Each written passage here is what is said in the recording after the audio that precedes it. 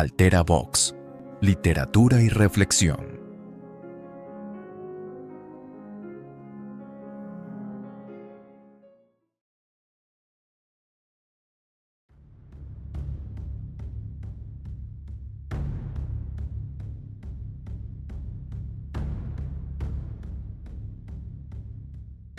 La palabra gnosis designa originalmente un conocimiento experiencial y espiritual directo, una comprensión intuitiva de lo divino que libera el alma de la materia, en contraste con el conocimiento racional, episteme.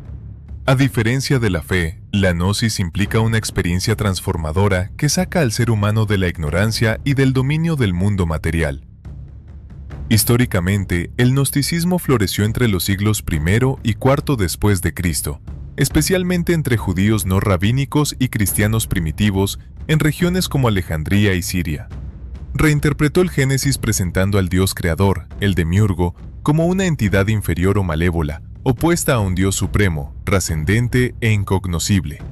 Sus raíces se entrelazan con el judaísmo helenístico, el platonismo, las religiones mistéricas y corrientes iranias.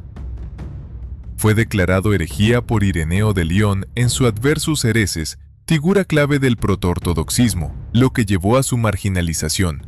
Sin embargo, sus ecos persistieron. En 1945, el descubrimiento de la biblioteca de Nag Hammadi, en el Alto Egipto, revolucionó su estudio.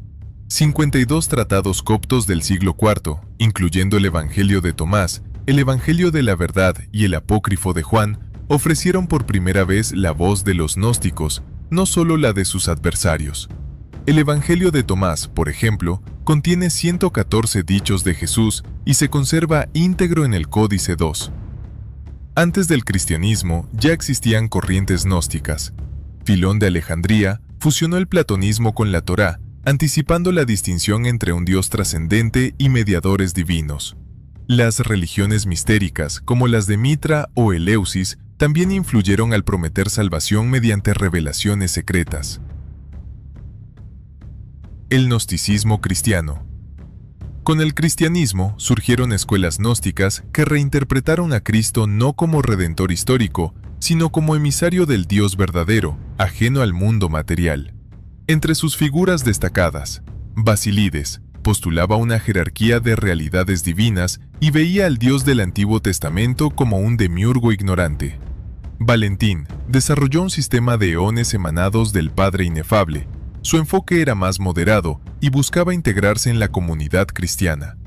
Marción rechazaba el Antiguo Testamento por completo, identificando a Yahvé como un Dios inferior y vengativo, opuesto al Dios de amor revelado por Cristo.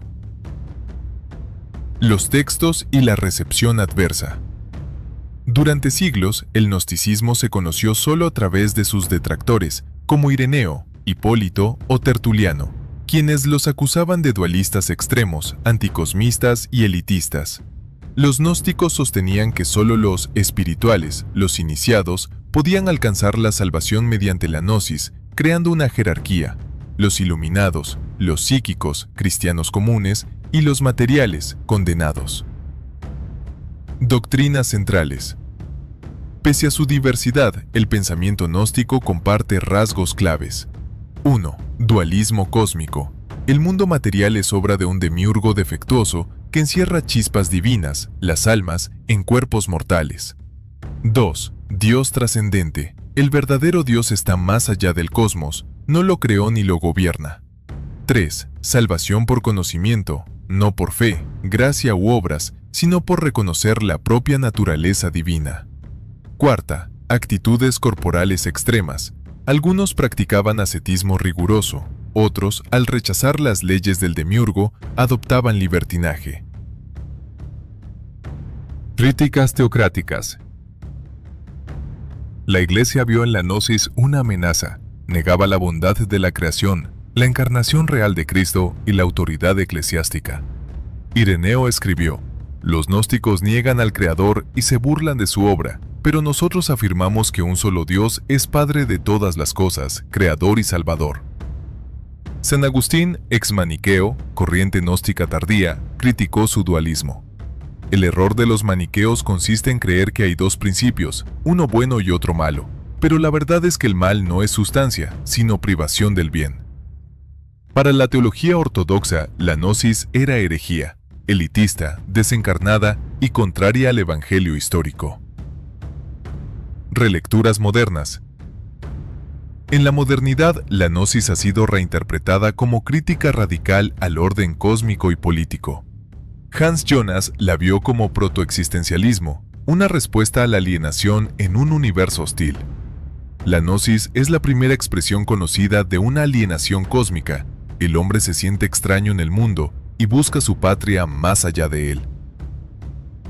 Eric Voegelin la consideró raíz de las ideologías totalitarias. El gnóstico moderno cree que puede construir el paraíso en la tierra mediante la revolución. Rechaza la trascendencia y se erige en salvador del mundo. Slavoj Žižek retoma su espíritu crítico. El verdadero acto revolucionario no es cambiar el mundo, sino revelar que el mundo ya está roto. Para él, desenmascarar al demiurgo, el orden simbólico, el biopoder, es análogo al trabajo del psicoanálisis. La gnosis hoy. Actualmente pervive en 1. Corrientes esotéricas y neognósticas inspiradas en Nag Hammadi. 2. La cultura popular. Matrix reproduce el mito del mundo ilusorio y el redentor que despierta. 3. La crítica postmoderna, que cuestiona las verdades oficiales en busca de una verdad liberadora. Sin embargo, existe el riesgo de banalizarla como autoayuda espiritual, despojándola de su radicalismo ontológico y ético. Conclusión: la paradoja de la gnosis. La gnosis plantea una paradoja perdurable. ¿Es liberación o fuga del mundo? Para los teólogos ortodoxos, niega la creación, la encarnación y la historia. Para filósofos críticos, es lucidez ante un cosmos absurdo. Para buscadores espirituales, sigue siendo promesa de conocimiento directo de lo divino. En esencia, la gnosis, en sus múltiples rostros, sigue interpelando con la pregunta ancestral: ¿de dónde venimos, qué somos y hacia dónde vamos? Y como dice el Evangelio de Felipe, quien conoce a sí mismo, hallará al Padre. Quien llega a conocer el mundo, descubrirá que es cadáver, y quien descubre el cadáver, que el mundo no lo vea.